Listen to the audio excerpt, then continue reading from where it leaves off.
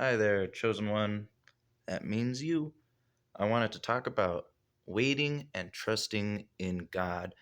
And that is one of the hardest things that seems to be a recurring lesson for me is to just be patient and wait and have that trust. I feel like the two are kind of connected.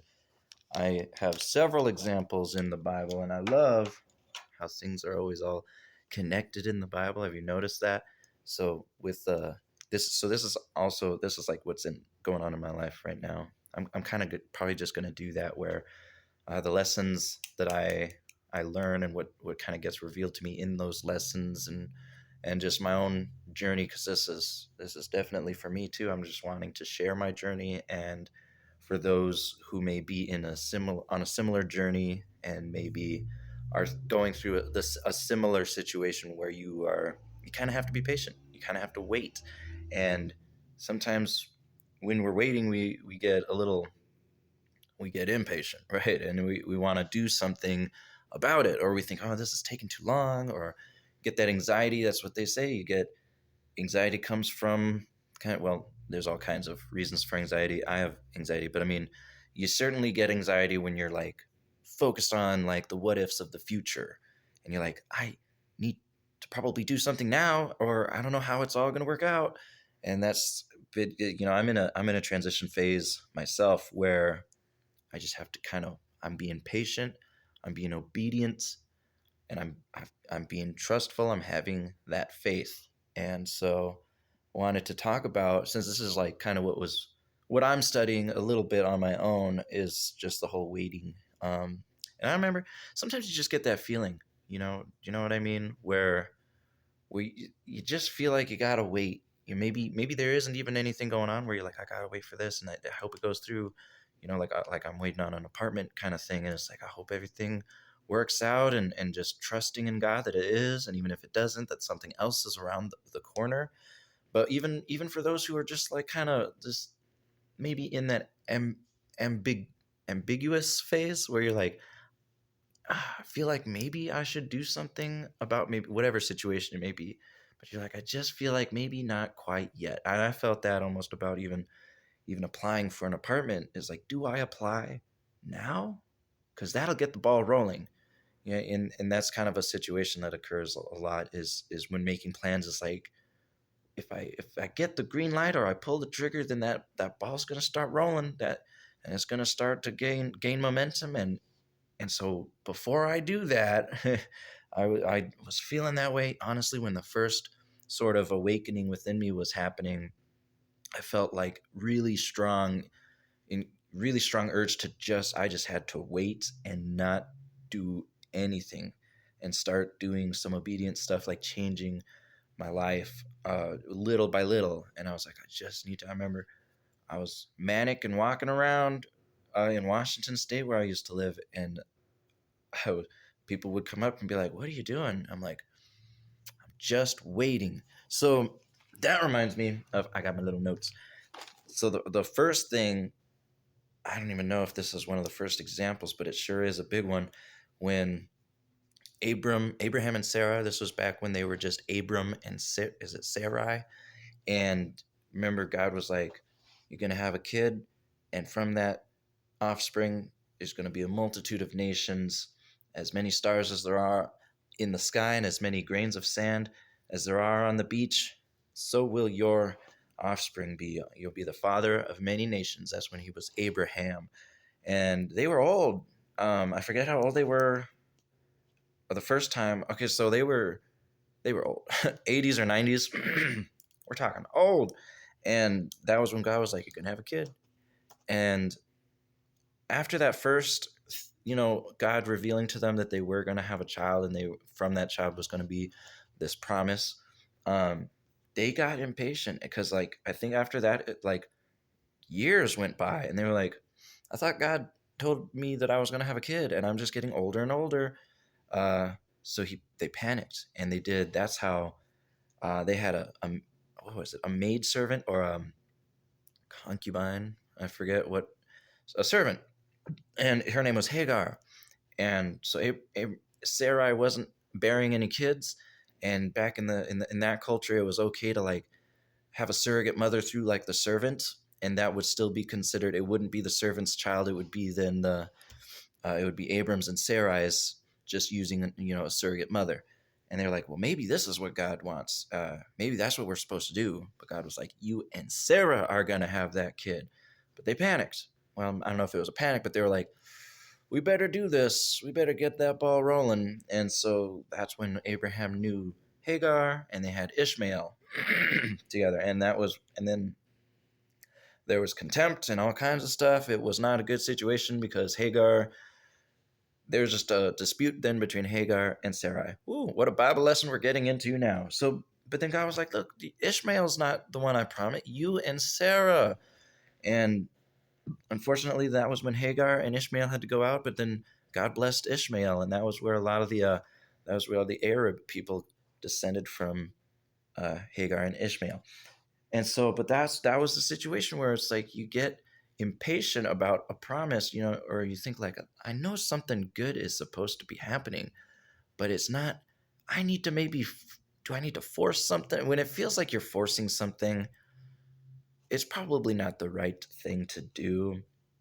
And it's really easy to think like, I always got caught up in these, like, this was before I understood, right? But people would be like, just trust in God and everything will work out. And it's like, yeah, but I still have to do my part.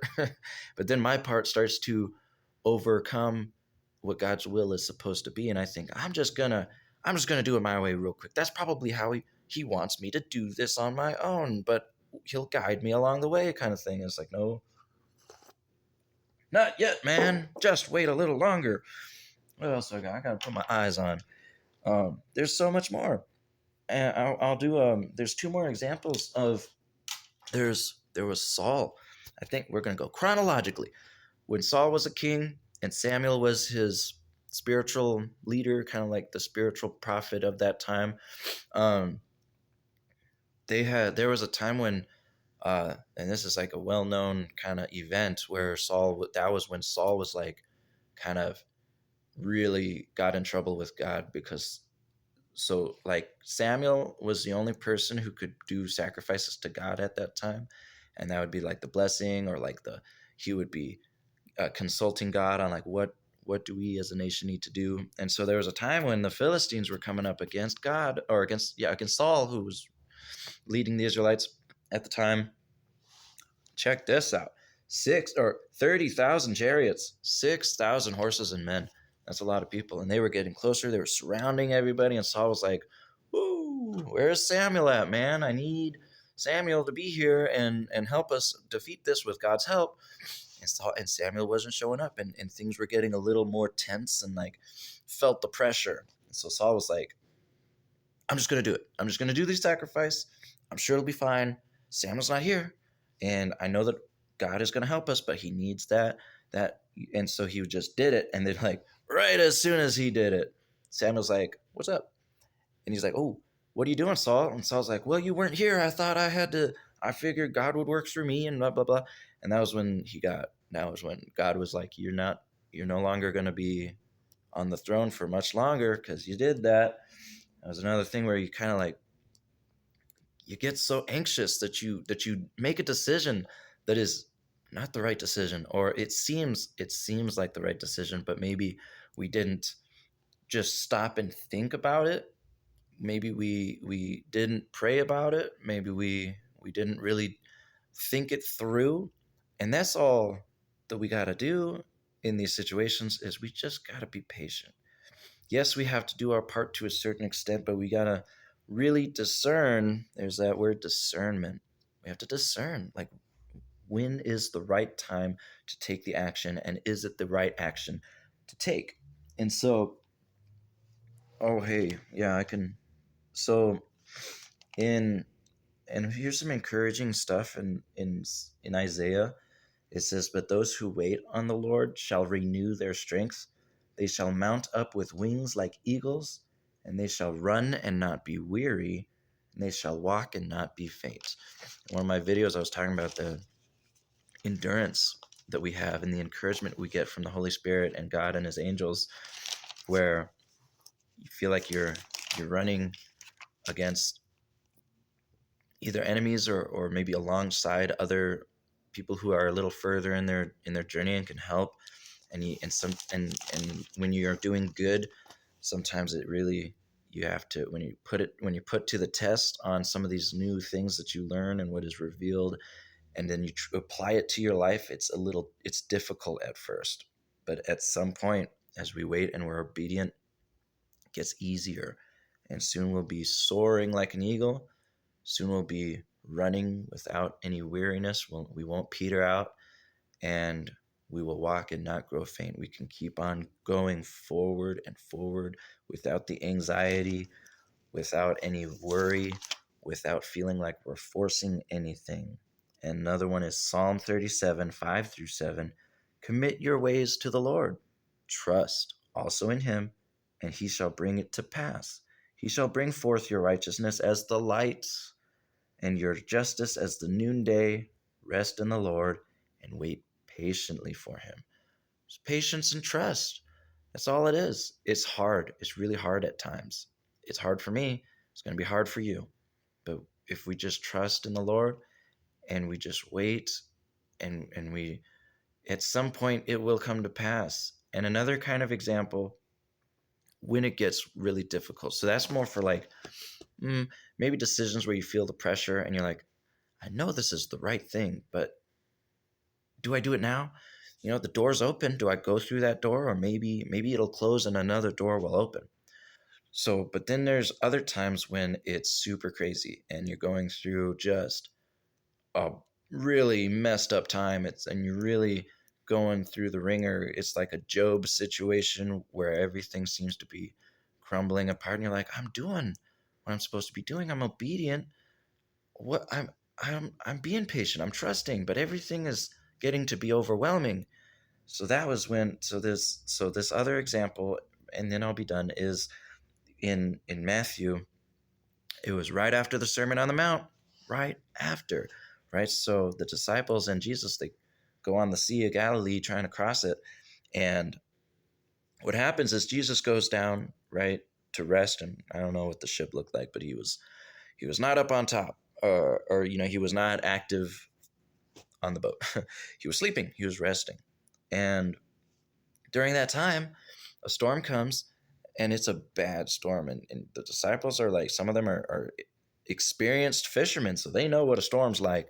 And this storm scared even them, those who were just like, they know they know everything about the sea, and they're used to storms, but this storm was a doozy.